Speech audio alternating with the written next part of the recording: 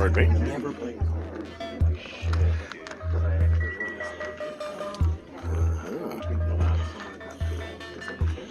Okay.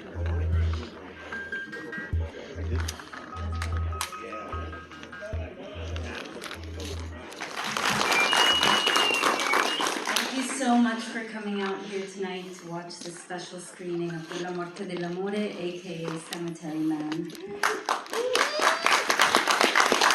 And thank you to Frida Cinema for hosting the event and for promoting my last-minute appearance here. And of course, a huge thank you to Severin Films for creating this beautiful restored 4K version of the movie and for really keeping this movie, a gem of a movie, alive so that other fans can continue to watch it and to admire it for its beauty. If anyone is here for the first time to watch the movie, welcome. Our hope is that this event may be a catalyst for future events so that we can invite other members of the cast, the crew, and of course our visionary director, Michele Soavi, to attend events like these. Woo! We are going to watch a 30-year-old film and celebrate it because the popularity of this film speaks to the fact that the themes of the movie, life and death, love and death, are so timely, especially in a world in which sometimes the distinction between who's alive and who's dead is not really clear. Dellamorte Dellamore for me is not only a philosophical, surreal, deeply researched, incredibly profound and poetic movie. It is a tale, a dreamlike tale about the blurred lines between the otherworldly and the terrestrial, the sacred and the blasphemous.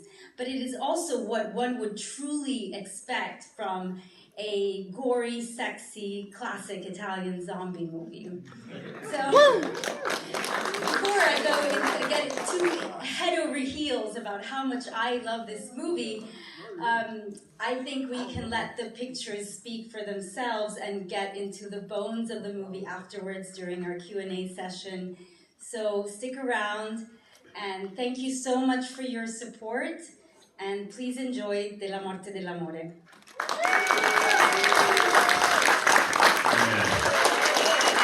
What's going on, everybody? I am Ethan from Severin Films, and you just watched our 4K restoration of Cemetery Man. I know all of us at Severin are huge fans of Michele Soavi, and it was definitely a dream come true for us to be able to restore this film and put it out onto a beautiful 4K set. So without further ado, let me bring up one of cinema's greatest talking heads, Fabiana Formica.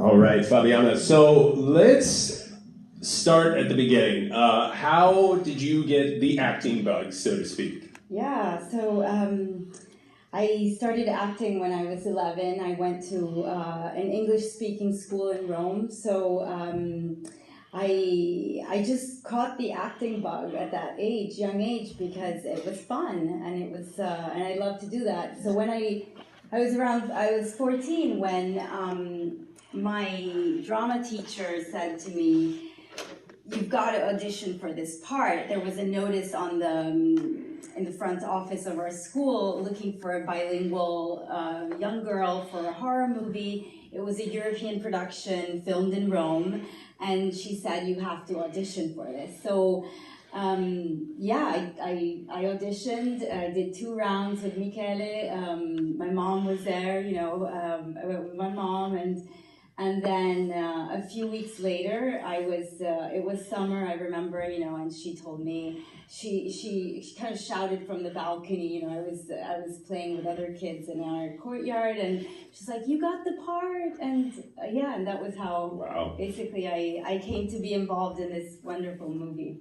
So had you had any knowledge of Italian horror cinema, so to speak, or was this all kind of a completely new thing? I mean, you were younger, so maybe not so much? Well, or as kids, we used to watch the church, the sect down like in the in the basement. Oh, wow. Yeah, younger, before 14, it was kind of a thing that we used to have seances. It was a thing kids did in Italy. Fabiana, you're our kind of girl. This is awesome. Well, yeah, it's just like the way we liked to get scared. So, so I had seen Dario Argento movies before, and of course I knew Dylan Dog because everybody read Dylan Dog, the comic strip, which is not what this movie is based on because it's based on the novel before. Right, the precursor to Dylan Dog. Yeah. But so I loved Dylan Dog. I loved the genre. I loved the fact that he was like a paranormal investigator and zombies and all of that. But my experience with horror was mainly like at home, as kids, or in the basement doing seances, invoking the dead and the spirits of our grandparents, all of that. So yeah, that's how. Catholics, man, leave it to the Catholics.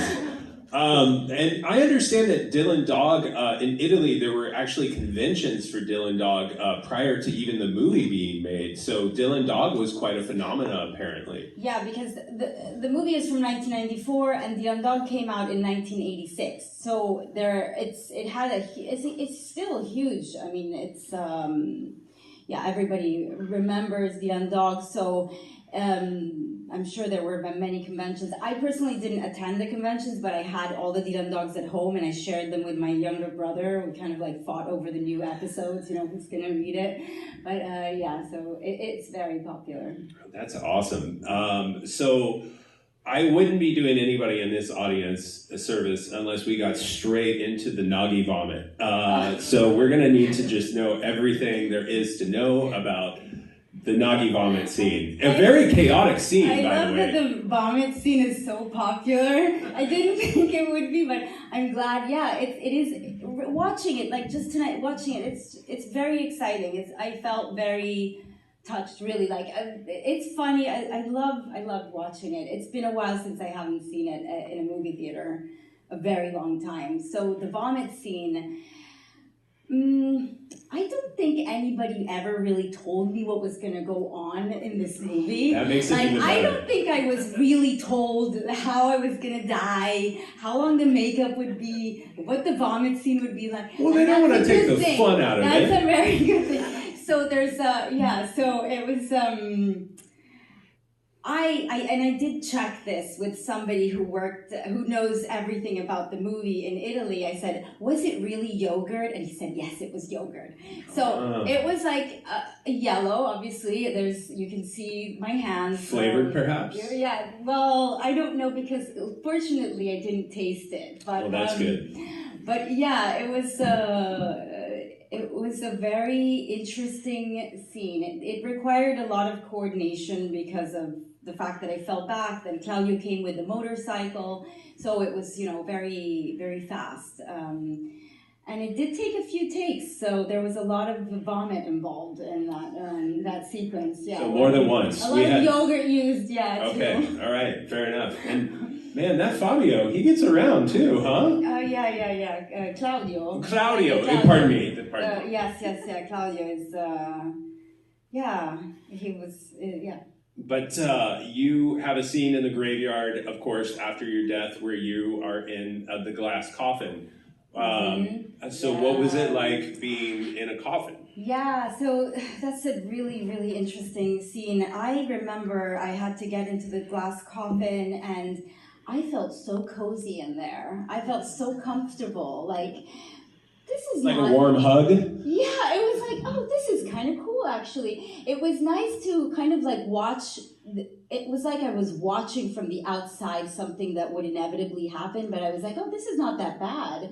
And the idea of like feeling like, let me see what other people's reactions are to this, it was something that it kind of surprised me. Yeah, I heard later, actually really recently, when we did these interviews, I learned that my mother, my mother is no longer alive, so I wouldn't have been able to ask her this, but that I heard that she cried when she saw me in the coffin, that she was really quite desperate about seeing me there. And I didn't know that, but it kind of makes me happy. I don't know, you know. So yeah, that was, and I think, you know, the idea, we talked about this idea of the glass coffin, right? Yeah, today I somehow I got this lightning bolt and it sprung on me where I'm like, you know, the glass, all of the other coffins are regular coffins, but your coffin is a glass coffin.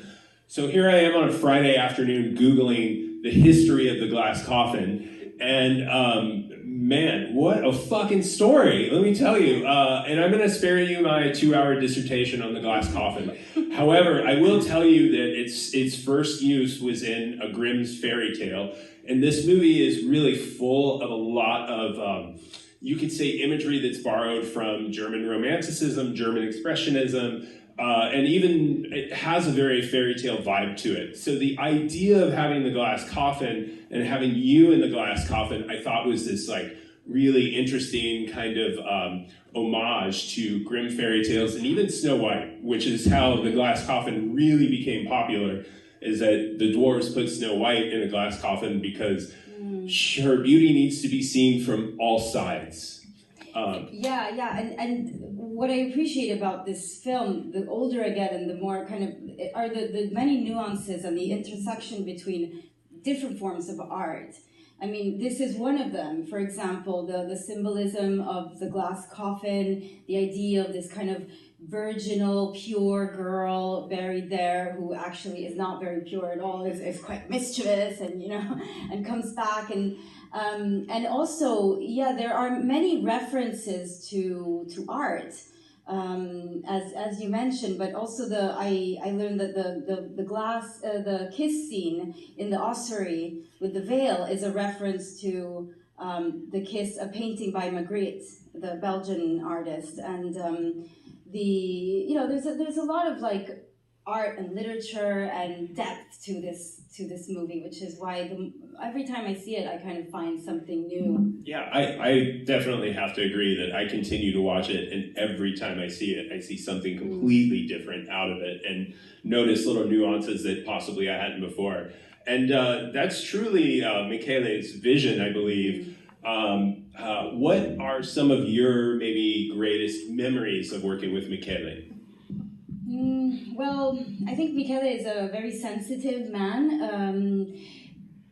He's, I do believe a little bit in signs, in astrology, and he's a Cancer. And the reason why there's a moon featured in here is because, you know, in many of his movies, because it's the kind of like the symbol of Cancer. And so anyway, the fact that there's kind of I think there's an understanding, you know, there's a sensitivity, and the fact that the audition process went so smoothly and there was such a good connection with him was probably what, it just helped me to trust him on set and, you know, during the whole experience. So after the film came out, I know in Europe as well as pretty much in the States, like it kind of came and went rather quickly. This is a movie that I can only speak for myself, but it was kind of like a word of mouth movement where it was passed around from person to person in my circle, where it was like, you have to watch this. It's a zombie movie, but not like a zombie movie you've ever seen before. And I remember seeing it and just having my head blown back, like, what did I just watch? Whatever I watched, I need to see it again because I don't know everything about it and I need to know everything about it. But the movie comes out. What was your reaction after it came out? Yeah, when it came out, so because there was so much expectation around the comic strip, Little Dog, when the movie came out, it wasn't actually a success in Italy. Maybe, I don't know what people were expecting, but it didn't have that kind of following that we hoped it would have. So at the beginning it was like, and I was 14, 15, so I didn't really understand a lot of the film. But then it kind of like disappeared for a while. And then a few years later, I think I was about 20, 21, I had a friend in New York. He texted me or called me or wrote, I don't remember, but he said, it's 4 a.m. here and I saw you on television and your head's been chopped off. What is this? And I was like, really? How did it get there? So then that kind of like started the whole thing. More so here or in Italy, it's I think it's still not because of Michele's work and his success. Obviously people know it and they love Dylan Dog. But yeah, I love the fact that the movie is so alive internationally. Absolutely. I mean, I think it's something that is truly kind of ahead of its time. But more than anything, watching it even now, it's a movie that has a very timeless quality. It's hard to know where to even put it decade-wise because it just sort of feels like this thing that always exists in its own universe. So what has changed since then and now for you and your opinion of how you see the movie? What do you think of the fans of the movie? Yeah. That's a good question. Yes. For me, so much has changed because for me, this movie is like wine, they say the more it sits, the better it tastes, that kind of thing. The more intellectually mature, but also just, it's so funny too. The more I watch it, the more I appreciate its nuances. And I think that the genre, the horror community, this type of movie, it's just, this is where things have to go, because more and more, because the themes, as I said before in the introduction, are just so relevant. And I think that, this idea of like, who's alive, who's dead, what is real, what's not real, it just needs to be addressed more. So I think this is a great way to do it, and this movie is, as you said, timeless in that sense. So yeah. Oh, awesome. Okay. Well, we will be out in the lobby if you want to come and check us out in the lobby. Thanks, guys, and thank you so much, Fabiana, for joining us tonight. Such an amazing thing. Thank everyone from the Frida as well. We thank you guys for having us, and thanks everyone for being here tonight. Thanks so much, guys.